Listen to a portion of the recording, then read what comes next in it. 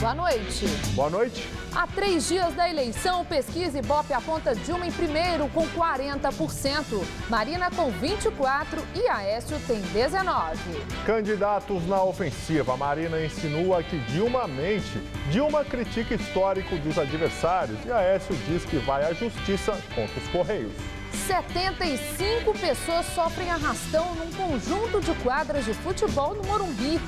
Em Santa Catarina, sobe para 52 o número de ataques contra ônibus e prédios públicos. Greve dos bancos entra no 3º dia e agências fecham na Avenida Paulista. Manteiga afirma que a gasolina vai subir ainda este ano. Toleiro, Alberto e o CEF, Ministério Público assinam um acordo de delação premiada.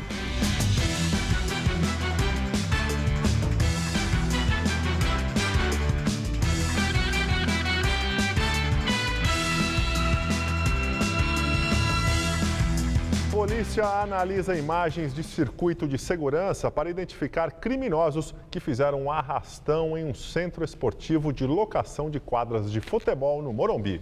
Os criminosos chegaram ao centro esportivo por volta das 9h30 da noite. Segundo a polícia militar, eram cerca de 15 pessoas que estavam armadas, entre elas algumas mulheres. Parte do grupo entrou pelos fundos, outra parte pela entrada principal. Os bandidos renderam os 2 seguranças e os funcionários. Eles levaram o dinheiro que estava no caixa, cerca de R$800, e pelo menos 20 pares de chuteiras que estavam na lojinha do estabelecimento. Depois, os criminosos seguiram aqui para as quadras de futebol, onde roubaram os clientes. Eles levaram celulares e também dinheiro dos frequentadores. A ação durou cerca de 20 minutos. O grupo, que não estava encapuzado, fugiu a pé para uma das favelas aqui do bairro. 60 pessoas estavam no local. O advogado do centro esportivo diz que os proprietários vão reforçar ainda mais a segurança. A ação de ontem chama bastante a nossa atenção, insisto, pela ousadia, mas também pelo clima pacífico que sempre se manteve entre os residentes aqui dessa região. Pela manhã, a perícia esteve no local e a polícia está analisando as imagens das câmeras do circuito de segurança na tentativa de identificar os bandidos. Elas não foram cedidas para não prejudicar as investigações. Até agora, ninguém foi preso. O comandante da Polícia Militar, responsável pela região, admite que tem dificuldade de prender os assaltantes no bairro do Morumbi, na zona oeste da cidade. É realmente muito difícil porque nós temos 3 grandes comunidades aqui. Nós temos a comunidade Paraisópolis, nós temos a comunidade Colombo 1 e Colombo 2. E essas comunidades, têm problemas de urbanização, com muitas vielas, muitos escadões, e realmente é muito difícil sair correndo e tentar prender esses criminosos logo após a ação criminosa. Sobe para 52 o número de atentados em Santa Catarina. Ônibus e carros em diversas cidades voltaram a ser incendiados durante a madrugada. Segundo a polícia, 21 suspeitos foram presos e outros 8 adolescentes apreendidos. A guarita dos fundos do Centro Administrativo do Governo do Estado também foi alvo de tiros. Um policial militar estava no local, mas não ficou ferido. Os atentados tiveram início na sexta-feira da semana passada. 21 cidades de Santa Catarina registraram casos de ataques a ônibus, viaturas da polícia e casas de agentes de segurança pública. A maioria dos atentados aconteceu em Florianópolis. A polícia acredita que os ataques sejam uma represália de uma facção criminosa às operações de combate ao tráfico de drogas no estado. E agora há pouco, a polícia confirmou que a ordem para a onda de ataques em Santa Catarina foi dada por detentos catarinenses que foram transferidos para o Presídio Federal de Mossoró, no Rio Grande do Norte. Segundo os investigadores, a mensagem de ataques foi recebida por integrantes da facção criminosa do Complexo Penitenciário de São Pedro de Alcântara, na Grande Florianópolis, e retransmitida para detentos de todo o estado. Greve dos bancários entra no 3º dia. Em São Paulo, paralisação se concentra na Avenida Paulista. De acordo com o sindicato, 517 agências não abriram hoje na região metropolitana. Na Avenida Paulista, nenhuma agência aberta hoje. Mas como os caixas eletrônicos estão funcionando, muita gente não ligou. Faço tudo no caixa eletrônico. Para mim não atrapalha nada. E é preciso se virar mesmo. A greve dos bancários não pode ser justificativa para não pagar as contas. E isso pode ser feito pelos caixas eletrônicos, telefone, internet ou em casas lotéricas. Em caso de pagamentos com atraso, é preciso procurar a empresa para a emissão de um novo boleto. Já para quem precisa de algum serviço interno nas agências, a situação muda bastante. Em apenas 3 dias de paralisação, a greve dos bancários afetou muita gente. E agora que o mês começou, a demanda deve aumentar. Atrapalha bastante, né? Tudo, né? Tinha que pagar a conta, não consegui pagar agora no caixa eletrônico. Não conseguiu? Não consegui. E não tinha ninguém para ajudar? Ninguém também. Andresa comprou um carro novo, mas não consegue assinar o contrato do financiamento na agência. E agora, provavelmente, tem que esperar para amanhã, né? Não sabemos se amanhã vai abrir novamente. Aí fico na dependência, né, do final da greve para poder realizar. Mariana perdeu o cartão do banco e a segunda via não chegou e não há mais previsão para a entrega. Aí eu tenho que ficar dependendo da minha mãe. Nesta tarde, o Sindicato dos Bancários fez um ato em frente à sede do Banco Central em São Paulo, na Avenida Paulista. Eles reivindicam um reajuste de 12,5%, além de outros benefícios. Produção industrial cresce em julho e agosto, mas registra forte queda se comparada a um ano. Segundo o IBGE, a alta foi de 0,7% em agosto na comparação com o mês anterior. Trata-se do segundo avanço mensal seguido da produção, depois de registrar recuo entre março e junho. 14 dos 22 ramos pesquisados pelo IBGE apresentaram desempenho positivo, com destaque para as indústrias extrativas de máquinas e de equipamentos. No confronto com agosto do ano passado, no entanto, houve uma queda de 5,4% na produção. Há pelo menos 3 anos, o transporte público de São Paulo vem recebendo projetos pilotos para oferecer aos passageiros prestação de serviço com tecnologia. Mas até agora, a maioria não teve continuidade. O ponto de ônibus entre a Avenida Paulista e a Rua da Consolação ainda leva o nome de E-Ponto. Foi batizado assim porque era para ser o primeiro ponto ecológico e sustentável da cidade. Mas o que foi implantado em 2011, hoje não funciona mais. Alguns equipamentos até continuam aqui, só que desligados.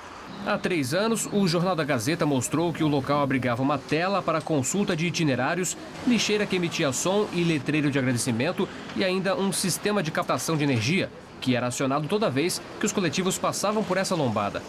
De acordo com a SP Trans, o projeto serviu apenas para teste. Tem um tempo já que está desligado, aí facilitava quando tinha um letreiro que informava horários, ônibus. Também em 2011 foi instalado apenas no terminal de ônibus de Santo Amaro, na Zona Sul, a internet Wi-Fi de graça. Após cadastro, o passageiro podia navegar por até 15 minutos. Hoje, de volta ao terminal, não conseguimos o acesso de imediato. Foi preciso esperar 2 minutos até que o nome da rede aparecesse. E mesmo depois de preencher a página de cadastro, surgiu a mensagem de que a internet não estava disponível.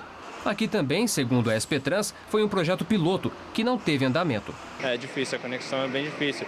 Não sei se é porque tem muita gente tentando conectar e a velocidade é pouca, mas pelo menos eu nunca consegui, entendeu? Já este outro serviço disponibilizado em 2012 continua.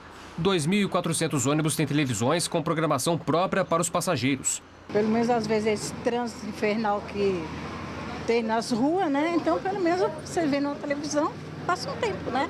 Em relação a notícias, ao que se faz de bem e depois o entretenimento para o passageiro, né? Também continua a internet de graça instalada em pelo menos 34 ônibus das viações Campo Belo e Sambaíba.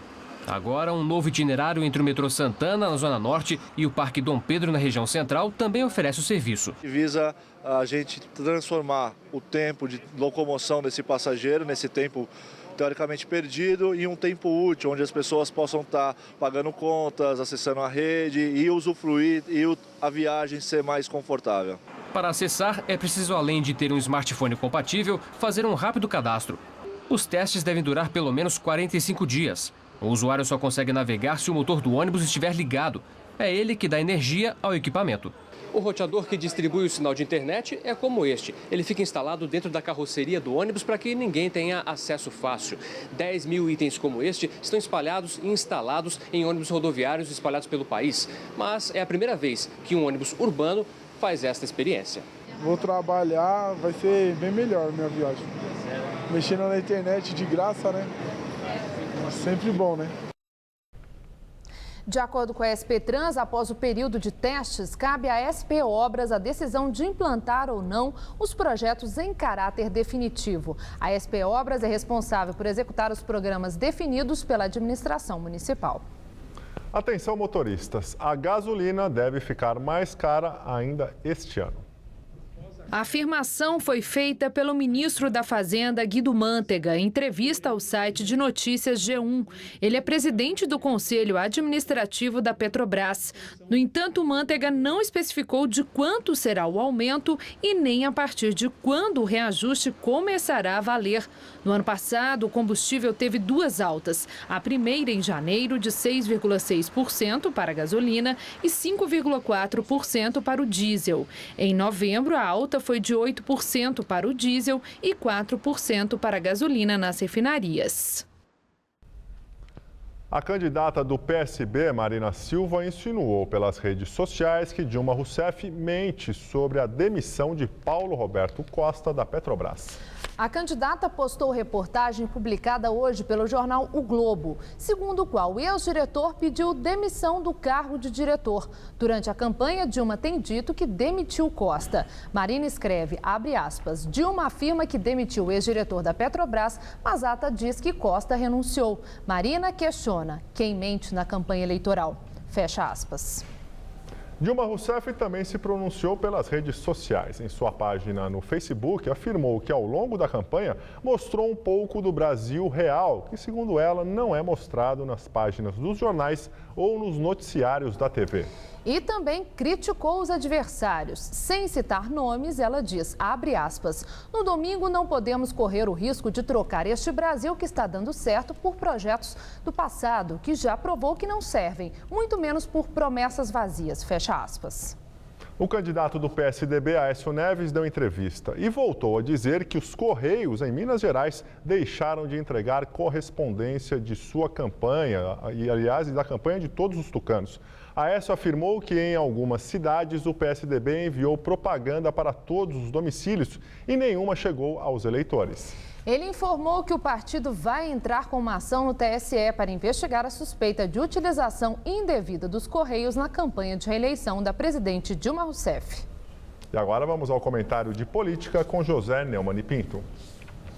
Você viu aí o embate da mentira, né? A verdade é que as duas mentiram.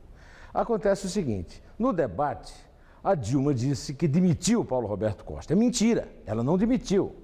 A ata da reunião lá do Conselho de Administração da Petrobras mostra que ele renunciou. A campanha da Dilma respondeu a essa notícia dada no Globo, informando que, de fato, o Paulo Roberto Costa foi ao Edson Lobão que o pressionou para que saísse.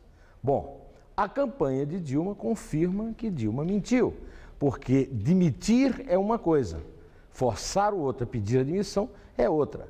Depois, conforme o Globo mostrou, as atas mostram muitos elogios para o Paulo Roberto Costa e ele, saindo da Petrobras, continuou ganhando muito dinheiro, roubando muito, como ele mesmo declara na sua delação premiada. Ou seja, se a Dilma quer combater a corrupção, ela tinha que ter demitido o Paulo Roberto Costa, só que ela não sabia que ele era corrupto, segundo ela. Demitiu por falta de afinidade. Eu não sei bem o que é isso. De qualquer maneira, não é verdade que ela tenha demitido o Paulo Roberto Costa. Por sua vez, a Marina, que recebeu da Dilma o epíteto de uma pessoa sem caráter, porque mentiu, ela mentiu em relação à votação dela no CPMF. E até agora, na CPMF, até agora eu não entendi porque é que a Marina caiu nessa mentira, dizer que ela votou contra o PT na questão da CPMF, quando, na verdade, ela votou o voto que o PT mandou ela votar, como praticamente em quase todas as votações lá no Senado. E quanto ao Aécio, nessa reta final, chegando perto da Marina, ele continua naquilo que eu disse aqui, ele joga só no erro do PT. O último erro do PT é essa questão dos Correios. Ele está deblaterando muito. É uma coisa meio absurda, pelo que eu vi no vídeo. Só que é uma coisa que não conquista o coração do eleitor. Ele tem que fazer, nessa reta final, um mínimo de ação proativa, né? Mostrando para o eleitor o que é que ele pretende fazer no governo dele, o que é que os tucanos têm a dizer. Ficar jogando só no erro do PT, por mais que o PT erre, já mostrou que não tira votos da Dilma, conforme você acabou de ver aí no Ibope, não é verdade? Pois é. Nós estamos já muito perto da eleição, espero que você vote bem, vote com a sua consciência, vote com o seu coração, com a sua cabeça, com o seu bolso e a sua barriga, e aí voltaremos a conversar no dia da eleição, né? Até lá! Reportagem do jornal Folha de São Paulo revela que o ex-diretor da Petrobras, Paulo Roberto Costa, apontou a Odebrecht como a empreiteira responsável pelo pagamento dos 23 milhões de dólares, o equivalente a 57 milhões de reais, que ele recebeu na Suíça entre 2010 e 2011. Segundo o jornal, as informações têm como base o relato de 4 pessoas ouvidas pela Polícia Federal. Na época dos depósitos, Costa era responsável pela obra mais cara da estatal, a refinaria Abreu e Lima, em Pernambuco. Em nota enviada à Folha, a Odebrecht nega veementemente ter feito qualquer pagamento ou depósito em suposta conta de qualquer diretor ou ex-diretor da Petrobras. Paulo Roberto Costa, desde ontem, cumpre prisão domiciliar. Doleiro Alberto Youssef e Ministério Público Federal assinam um acordo de delação premiada. No documento firmado entre os advogados do doleiro e a promotoria, Youssef se compromete a revelar detalhes do esquema de lavagem de dinheiro e corrupção na Petrobras. Porém, o acordo só terá validade se for homologado pelo Supremo Tribunal Federal. Youssef é réu em 5 ações decorrentes da Operação Lava Jato. Ele foi denunciado por organização criminosa, corrupção e evasão de divisas e lavagem de dinheiro. O acordo segue praticamente a mesma linha da delação do ex-diretor de abastecimento da Petrobras, Paulo Roberto Costa, apontado pela Polícia Federal como parceiro de Youssef. As chuvas dos últimos dias não foram suficientes para elevar os índices do sistema Cantareira, que continuam em queda. De acordo com a medição da Sabesp, hoje o volume dos reservatórios do Cantareira é de apenas 6,6% da capacidade. Esse é o menor índice já registrado. As reservas vêm caindo desde maio, quando o volume morto começou a ser usado. Se as quedas continuarem, a Sabesp pretende ativar uma segunda cota do volume morto com mais de 100 bilhões de litros de água. Atualmente, o Cantareira é responsável por abastecer 6 milhões e meio de pessoas só na Grande São Paulo. O calor deu uma trégua para o paulistano nesta quinta-feira e deve esfriar ainda mais ao longo da noite. Segundo os meteorologistas, há previsão de chuva fraca nos próximos dias e as temperaturas vão ficar amenas, inclusive no fim de semana. Mariana Armentano tem os detalhes sobre o tempo no Brasil e em todo o estado de São Paulo. Segundo os meteorologistas, deve chover amanhã na maior parte do nordeste do Brasil. A frente fria agora avança e forma muitas áreas de instabilidade por toda a região. Como dá para ver no mapa, a chuva amanhã vai se concentrar na metade norte do Brasil e pode ser forte, mesmo com o sol, nessas áreas mais escuras entre o Mato Grosso, Pará, Maranhão, Piauí, Ceará até o nordeste da Bahia. Já na metade sul, chuva leve entre o litoral do Paraná, pegando também o leste do Espírito Santo e de Minas Gerais. A máxima amanhã não passa dos 16 graus em Curitiba, 24 no Rio de Janeiro, 25 em Belo Horizonte, mas chega aos 32 graus em Fortaleza e aos 34 em Teresina. Já aqui em São Paulo, o sol predomina no interior, as temperaturas caem um pouco, mas a sensação é de tempo bem abafado. A máxima vai aos 25 graus em Presidente Prudente, 26 em Presidente Bernardes, 27 graus na região de Ribeirão Preto e também em Franca e não passa dos 20 graus em todo o litoral do estado. Em todo o leste, incluindo a capital, o dia vai ficar nublado com chuviscos e temperaturas amenas. Nessa madrugada, mínima de 12 e máxima amanhã de apenas 18 graus. No fim de semana, o sol volta a aparecer entre nuvens, não chove e tanto no sábado quanto no domingo, a máxima prevista é de apenas 20 graus. Eu volto daqui a pouco no Jornal da Gazeta, edição das 10. A área do Jockey, que será transformada em parque municipal, foi entregue hoje à Prefeitura de São Paulo. O terreno do Jockey Clube na Vila Sônia, Zona Oeste, foi entregue à Prefeitura para abatimento de 64 milhões da dívida, de cerca de 140 milhões de reais do clube com a administração municipal. Atualmente, no local, funciona uma escolinha de futebol. O futuro parque terá uma área de 151 mil metros quadrados. Os moradores vinham pressionando a Prefeitura para dar um destino ao local, mas temiam que fosse construído um conjunto de prédios. Apesar da desapropriação, a data de abertura do parque ainda não foi divulgada. Apagão deixa parte do norte do país sem energia. Vários municípios do Acre e de Rondônia tiveram abastecimento totalmente interrompido por cerca de 1 hora na manhã de hoje. Por volta das 10 da manhã, a energia começou a ser restabelecida. De acordo com informações do Operador Nacional do Sistema Elétrico, a interrupção foi causada por um problema ocorrido numa linha de transmissão de Mato Grosso. Na Venezuela, um jovem deputado chavista é assassinado dentro de casa. O deputado Robert Serra e a companheira dele, Maria Herrera, foram encontrados mortos no bairro Pobre de La Pastora, na capital Caracas. Serra, de 27 anos, era o membro mais jovem do parlamento da Venezuela. Ele foi eleito em 2010 pelo PSUV, o partido governista. Era advogado com pós-graduação em criminologia. As autoridades ainda não sabem quem teria matado o casal. Agora vamos ao comentário de política internacional com João Batista Natali. Vamos falar mais uma vez do Estado Islâmico. A ONU divulgou hoje um relatório sobre as transgressões aos direitos humanos que esse grupo comete nas regiões do Iraque que ele controla. Nós já sabemos que esses terroristas cortam a cabeça de jornalistas americanos ou que matam outros muçulmanos que não concordam com o radicalismo cego que eles praticam. O que a ONU nos diz agora é que o Estado Islâmico opera com artilharia contra conglomerados civis, que sequestra meninas e as transformam em escravas sexuais. Funcionários da ONU ouviram 900 pessoas. Elas também contaram que o Estado Islâmico captura meninos e os obriga a ser soldados. Nas palavras de um funcionário da ONU, as informações coletadas são terríveis. Os terroristas não respeitam fronteira. Já atuam na Síria e agora também ameaçou a Turquia. O parlamento turco autorizou hoje o exército a enfrentá-los com tropas terrestres, por mais que a prioridade da Turquia seja de impedir que essa guerra fortaleça os curdos. Os curdos são uma minoria em seu território, no território da Turquia, e eles querem independência. A verdade é que, com exceção do Catar, um pequeno emirado que navega em petróleo, todos os países da região querem ver o Estado Islâmico pelas costas. O Irã, que é muçulmano, mas não é árabe, pensa do mesmo jeito. Os Estados Unidos lideram essa união meio inédita no mundo islâmico. Israel, que é a maior potência militar do Oriente Médio, está no fundo muito feliz.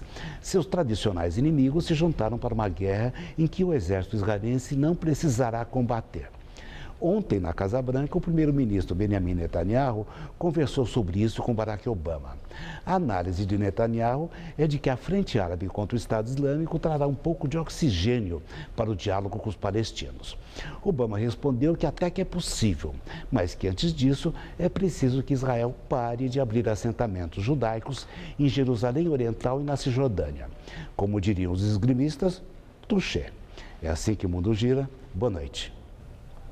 Polícia do México prende um dos maiores líderes do tráfico de drogas do país. Héctor Beltrán Leiva, de 49 anos, foi detido num restaurante na cidade de San Miguel de Allende. Ele estava com o operador financeiro do cartel e os dois portavam armas exclusivas do Exército. Segundo a polícia, a operação foi rápida e não houve troca de tiros. O traficante herdou a liderança do cartel após a morte de seu irmão, Arturo Beltrán Leiva, em dezembro de 2009, em confronto com a polícia. Era um dos homens mais procurados pelas autoridades do México e também dos Estados Unidos, que ofereciam recompensa de até 5 milhões de dólares pela captura. Beltrán Leiva tinha uma vida discreta e se passava por empresário dedicado ao comércio de imóveis e obras de arte. Os largos do Paissandu e de São Francisco, no centro de São Paulo, estão diferentes. As novidades são parte de um projeto piloto da Prefeitura para testar como pode ser a futura revitalização do centro da cidade. Também já existem projetos para a Rua 25 de Março e para o pátio do colégio. Um deck de madeira cheio de cadeiras de praia à disposição de quem chega. Ficou muito bom aqui para a gente descansar, passar o horário de almoço, dá para tomar um sol e descansar um pouco, deve até para tirar um cochilo, né? O centro de São Paulo, né? É uma coisa bem diferente, ninguém espera passar e ver, né? A praça no Largo São Francisco e também a do Paissandu ganharam banheiro, parquinho infantil, estacionamento para bicicleta, rede de internet de graça. O projeto da Prefeitura, financiado por uma empresa privada, pretende atrair quem está por perto mesmo. Passa, mas não fica. Eu trabalho externo, né? Trabalho na rua. Seria até legal para parar, para mandar algum e-mail, alguma coisa nesse sentido. A ideia é fazer o cidadão frequentar a região do centro, muitas vezes vista como abandonada e perigosa. Passava por aqui cheio de mendigo, fedendo, estava horrível. Aí agora ficou bem melhor. É importante assim a sociedade, o pessoal utilizar esse espaço, né? Porque é nosso, é público. O projeto inclui uma feirinha gastronômica e eventos culturais.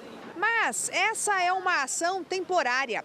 Essas estruturas vão ficar durante 2 meses. Será uma espécie de laboratório para testar o espaço, que pode permanecer de vez e até ser feito em outros lugares. Vai depender da opinião de quem usa. No quadro, os frequentadores são convidados a dizer do que gostaram e também a sugerir. A gente está colocando estruturas temporárias que vão ficar aqui por 2 meses para teste e avaliação por parte da população.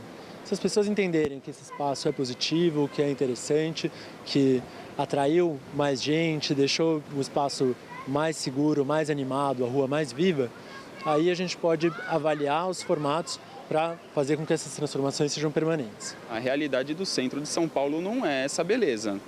A realidade do centro de São Paulo é a pobreza que aqui existe, é a miséria, é a falta de alimentação para muita gente que dorme aqui nas ruas, e isso aqui para mim foi só para maquiar.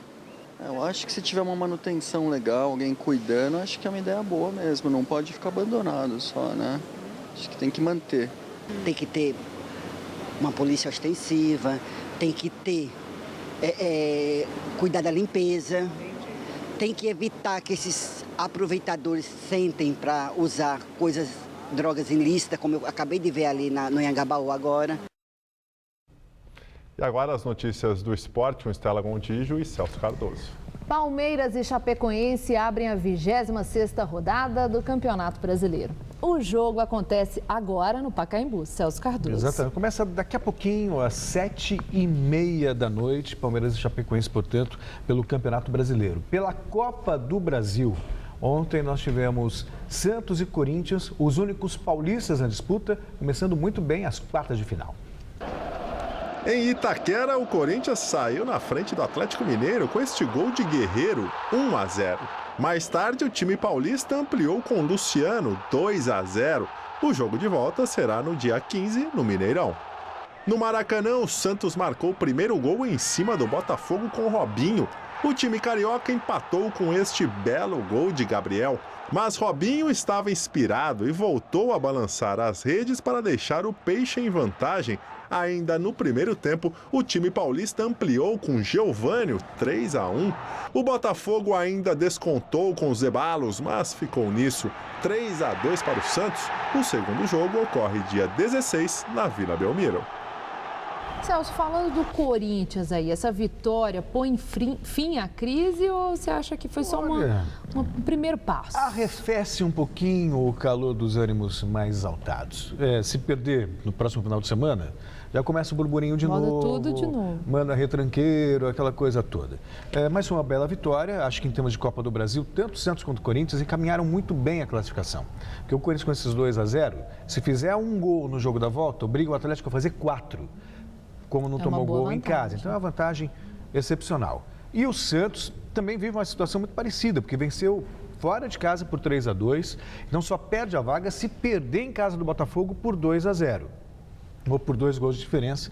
E convenhamos, no estádio que se encontram as duas equipes, muito improvável que isso aconteça. Nos outros 2 jogos pela Copa do Brasil, vitórias pelo placar mínimo. Stella, Flamengo e Cruzeiro foram econômicos, mas venceram seus jogos e estão a um empate da semifinal. No Mineirão, o Cruzeiro venceu o ABC pelo placar mínimo. Após entrar com um time misto em campo, a Raposa só conseguiu marcar no segundo tempo com o zagueiro Léo de cabeça. E ficou assim, Cruzeiro 1, ABC 0. O Flamengo visitou o América do Rio Grande do Norte e também venceu por 1-0. Logo aos 20 segundos do segundo tempo, Gabriel recebeu o ótimo passe de Alexandro e decretou a vitória do Mengão. Final 1-0. Os jogos de volta acontecem no dia 15 de outubro, quarta-feira. E pela Copa Sul-Americana, a quarta-feira foi de jogos das oitavas de final. O Goiás perdeu no Equador. O Bahia conseguiu uma importante vitória na Arena Fonte Nova, em Salvador, enquanto o rival Vitória ficou no empate na Colômbia. Veja os gols. Com o time praticamente reserva, o Vitória visitou o Nacional de Medellín e saiu perdendo. Boca Negra, nessa bela cobrança de falta, abriu o placar para os colombianos.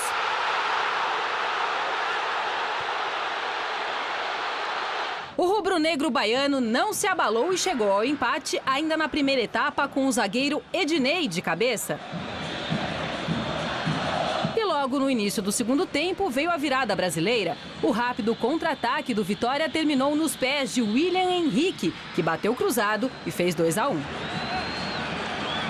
Sim, mas aí veio a polêmica do jogo. Em lance de escanteio para os donos da casa, o árbitro equatoriano Carlos Vera marcou pênalti depois da bola tocar involuntariamente no braço do zagueiro Ednei. Na cobrança, Luiz Ruiz não desperdiçou e ficou assim: Nacional de Medellín 2, Vitória também 2. Quem também jogou fora de casa foi o Goiás, que encarou o Emelec em Guayaquil e acabou derrotado pelo placar mínimo. O gol da vitória dos equatorianos saiu aos 42 do segundo tempo e foi marcado por Herrera, depois de uma confusão absurda dentro da área.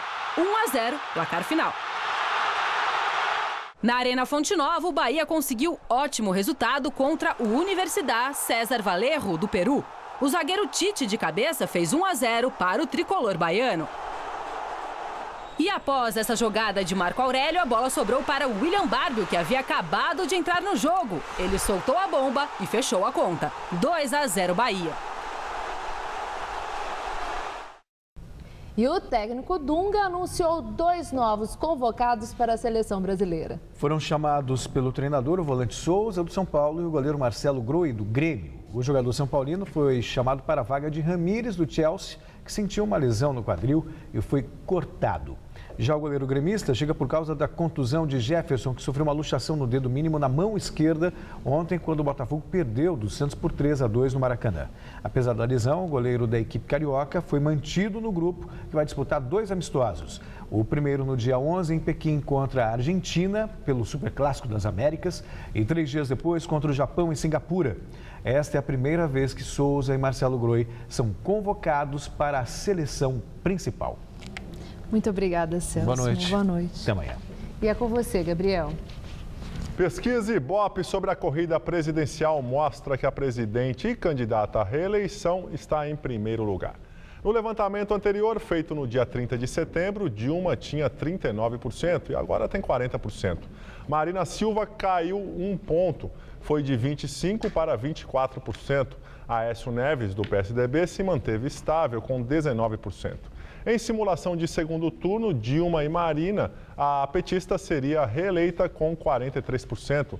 Marina teria 36%. Entre Dilma e Aécio, Dilma também seria reeleita. Ela tem 46% e o tucano 33%. Numa possível disputa entre Marina e Aécio, a candidata do PSB seria eleita com 38% dos votos. Brancos e nulos somam 12%, não sabem 8%. O Ibope ouviu 3.010 eleitores em 205 municípios entre segunda-feira e ontem. A margem de erro é de 2 pontos percentuais para mais ou para menos. A pesquisa foi registrada no Tribunal Superior Eleitoral.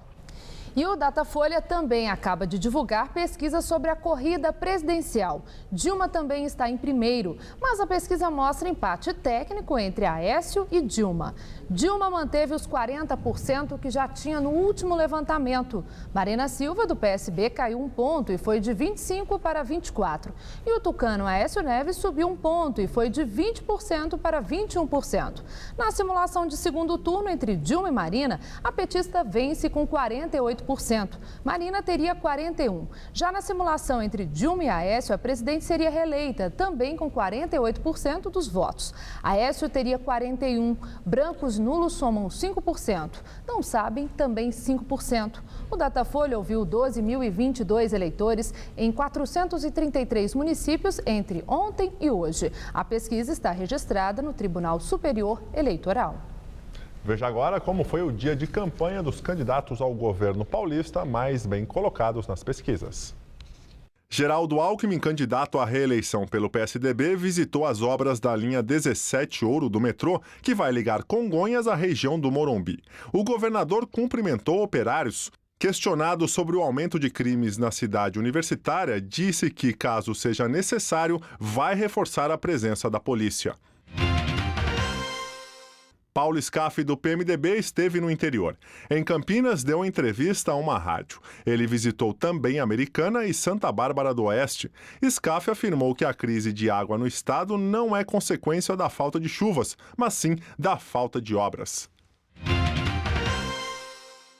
O candidato do PT, Alexandre Padilha, fez caminhada pelas ruas de Diadema, no ABC Paulista, acompanhado do ex-presidente Lula. Também foi até a porta de uma empresa de telemarketing em São Bernardo do Campo. Prometeu oferecer benefícios fiscais para empresas do terceiro setor se instalarem no estado. E pesquisa Datafolha sobre a corrida ao governo do estado de São Paulo mostra que Alckmin pode ser reeleito no primeiro turno. O tucano tem 50% das intenções de voto. Em segundo vem Paulo Scaff, do PMDB, com 22%. Alexandre Padilha, do PT, permanece em terceiro, com 11%. Gilberto Natalini, do PV, Laércio Benco, do PHS e Gilberto Maringoni, do PSOL, têm 1% cada um. Brancos e nulos são 7%. Não sabem, também 7%. O levantamento foi realizado entre ontem e hoje. Foram entrevistados 2.112 eleitores em 60 municípios do estado. A margem de erro é de 2 pontos percentuais para mais ou para menos. A pesquisa está registrada no Tribunal Superior Eleitoral. A seguir, manifestantes continuam nas ruas de Hong Kong e tensão aumenta. Nos Estados Unidos, paciente infectado com ebola permanece em estado grave. Cerca de 80 pessoas tiveram contato com um homem internado. Agora vamos à entrevista do dia com Maria Lídia Flandoli. Preparados para todas as situações, candidatos enfrentam hoje a previsível rodada de ataques no último debate do primeiro turno. Para falar da qualidade da campanha eleitoral 2014, recebemos hoje o presidente do Diretório Estadual do PT de São Paulo, Emílio de Souza, há 33 anos ligado a lutas e conquistas do PT. Obrigada, Emílio, por estar conosco. Bom, novos números das pesquisas dos dois principais institutos. Como é que está aí o coração diante disso? Quem está envolvido numa campanha como nós, Maria Lídia, esse momento é um momento de muita tensão de todas as candidaturas, todos os partidos. É normal, porque a velocidade com que o eleitor se define agora, nesses últimos dias, é muito mais rápido do que ele se definiu durante os meses de agosto, setembro. Então, agora, quem trabalhou, quem já tem o que mostrar, quem já fez, já convenceu o eleitor, já está consolidado. Daqui para frente se ganha pouca coisa. Bom, Dilma está na zona de conforto com aquela vantagem que ela já vem tendo nas últimas pesquisas, nos 40%. Parece que essa pesquisa nos dá, essa última, né? Aliás, as duas últimas, um recado em relação à questão de segundo turno. Eu gostaria da sua análise. Maria Lídia, nós estamos preparados para uma eleição de segundo turno. As eleições brasileiras, desde 2002, elas vêm tendo segundo turno. Quer dizer, o mais normal, vamos dizer assim, o razoável é imaginar que vai ter segundo turno. Claro que nós vamos trabalhar e nos esforçar até o último momento para garantir a vitória da Dilma no primeiro turno. Se isso não for possível, não há problema nenhum. Será mais tempo para debater, mais tempo para convencer o eleitor e para o eleitor comparar, sabe, a solidez de um lado e as propostas, as promessas de outro. Bom, eu quando o anunciei, eu falei que Emídio Souza tem 33 anos de participação nas lutas, nas conquistas do PT. Então é muito experiente. Em relação a essa coisa de primeiro turno, Dilma vencer, ela que está em primeiro lugar em todas as regiões do país.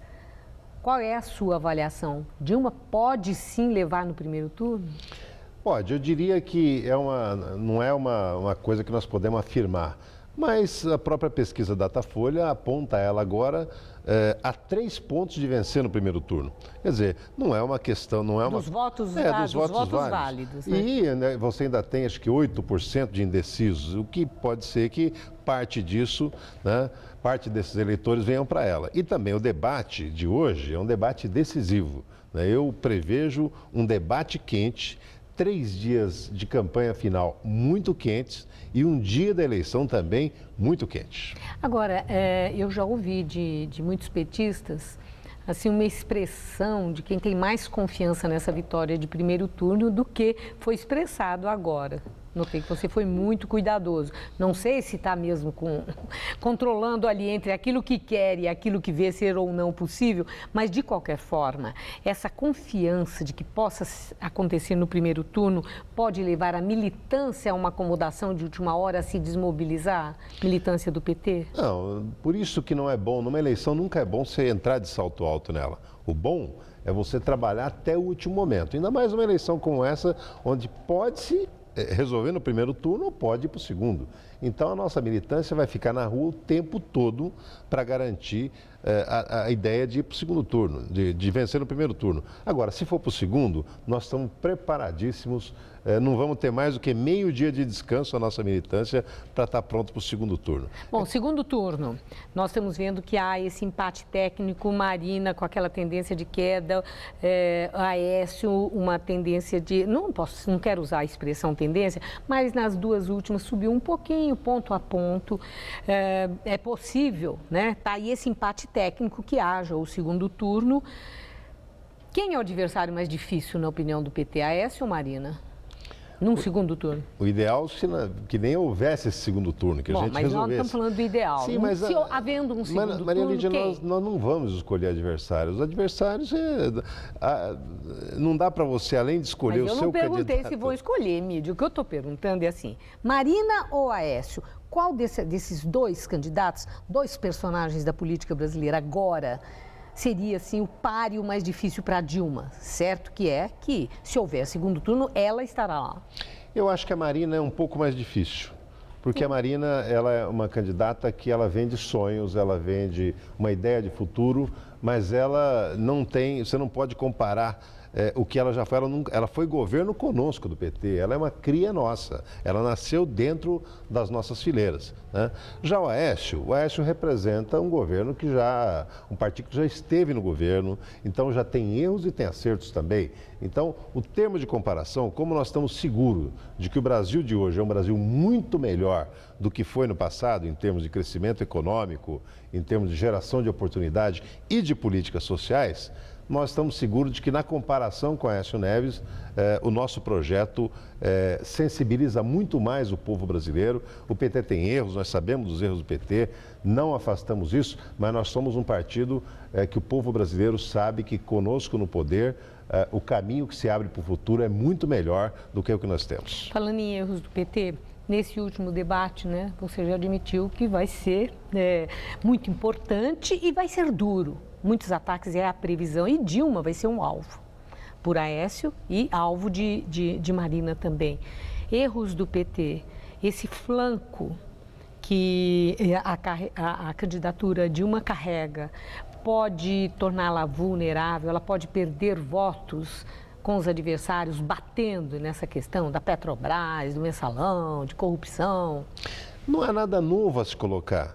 Sabe, a Dilma foi a candidata mais atacada durante esse período. Né? Basta você ver os Mais dois do que atacou Marina? Não, ela não atacou a Marina. A Marina houve comparação do que ela propõe para o país. Ela propôs independência do Banco Central, nós fomos problematizar o que significa na vida das pessoas a independência do Banco Central.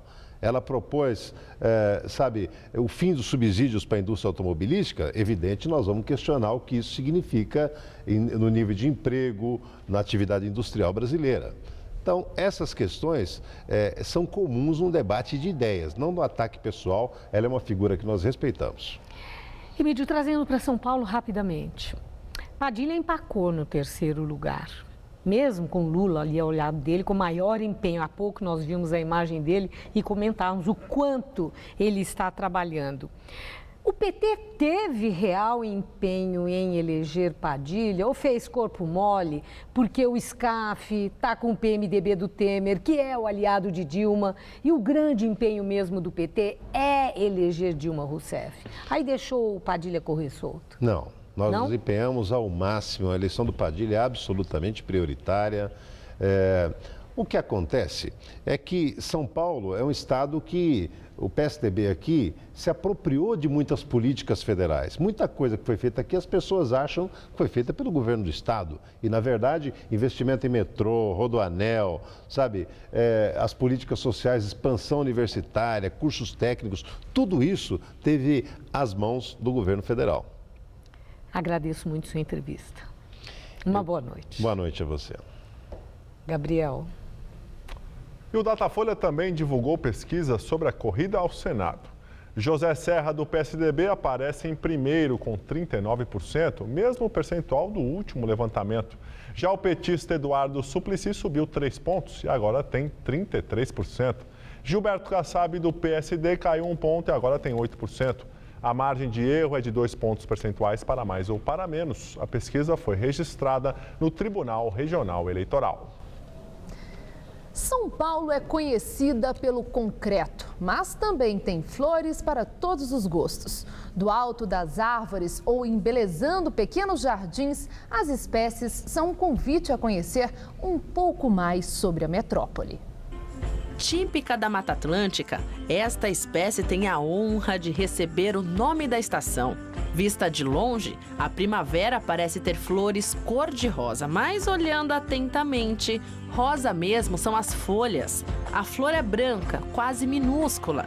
Já a árvore que deu nome ao nosso país tem flores amarelas e é cultivada em poucas áreas de São Paulo. A parte vermelha da flor do pau-brasil, segundo os botânicos, serve para guiar os insetos até o ponto ideal para retirar o néctar. Mas a árvore mais comum pelas ruas da capital nem brasileira é. As primeiras mudas da tipuana foram trazidas da Argentina e da Bolívia. Só que apesar de tanta beleza, tem gente que reclama das flores caídas no chão. Toda vez que as folhas caem, ela está tirando um monte de partículas do ar que grudaram nas folhas que a gente não está respirando, né? Então as pessoas têm que mais é que varrer a calçada delas e achar que é um privilégio ter uma árvore dessas por perto. A sensibilidade que parece faltar a algumas pessoas sobra na natureza. A sensitiva reage a um simples toque que para a planta pode representar ameaça. O ingá é pouco visto na cidade. O curioso é que desse delicado miolinho nasce um fruto exótico. É gostoso, é muito gostoso. Tem muitas espécies de ingá no Brasil. No Nordeste, na Amazônia, tem alguns que o fruto chega a ter 1,5 metro de comprimento, com uma polpa muito gostosa. A flora de São Paulo interferiu tanto na formação aqui da capital que muitas regiões receberam nomes de árvores. Este aqui é o cambuci, natural do Brasil e típico da região sudeste. E é isso mesmo, o bairro da região central recebeu este nome porque lá tinha muitas árvores como esta. Apesar da madeira resistente, é o fruto quem leva a fama. Sucos, delicioso, que é uma fruta com gosto mais azedo, né?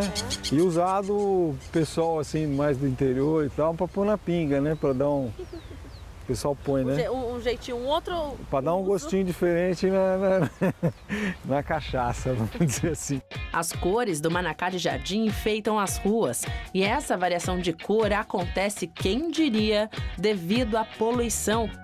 É um indicador biológico, vamos dizer assim, né? Aí ela varia essa tonalidade, de branco vai para roxo, ou vai, entendeu? Ela faz uma gradação, né, que a gente fala. E se até as delicadas flores se adaptam à sujeira da cidade, a azaleia, símbolo de São Paulo, é outra prova de que a natureza sempre dá um jeitinho de buscar refúgio em meio ao caos da metrópole.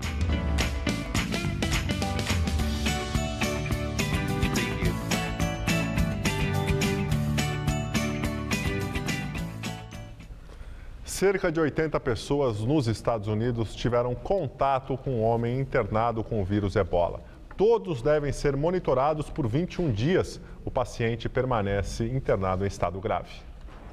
As notícias sobre o primeiro caso de Ebola diagnosticado nos Estados Unidos preocupam os moradores da cidade de Dallas, no Texas, onde está internado o liberiano Thomas Eric Duncan.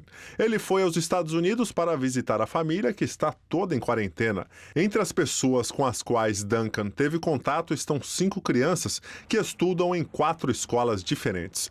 Os alunos dessas escolas foram mandados de volta para suas casas e estão sendo monitorados. Na capital, Washington, a diretora-geral do FMI, Christine Lagarde, afirmou que a expansão do surto de Ebola na África pode representar um risco significativo para a região e para o mundo, e será um dos fatores de um crescimento medíocre da economia global num futuro próximo.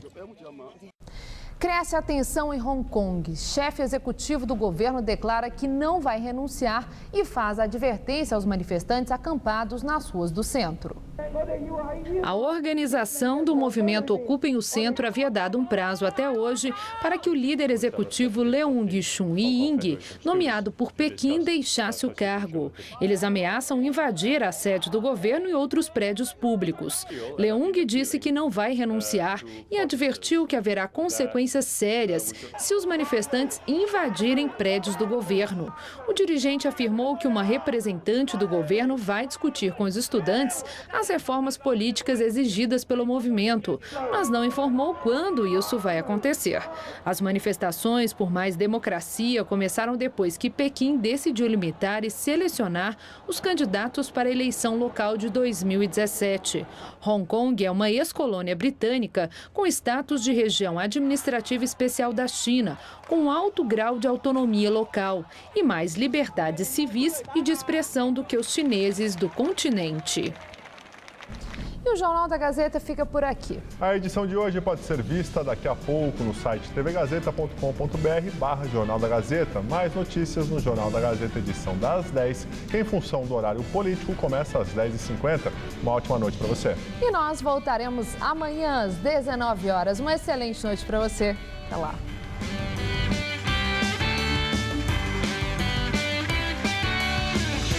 Hoje, 11h10 da noite, o chefe Alexandre Afonso apresenta um prato da alta gastronomia no Todo Seu.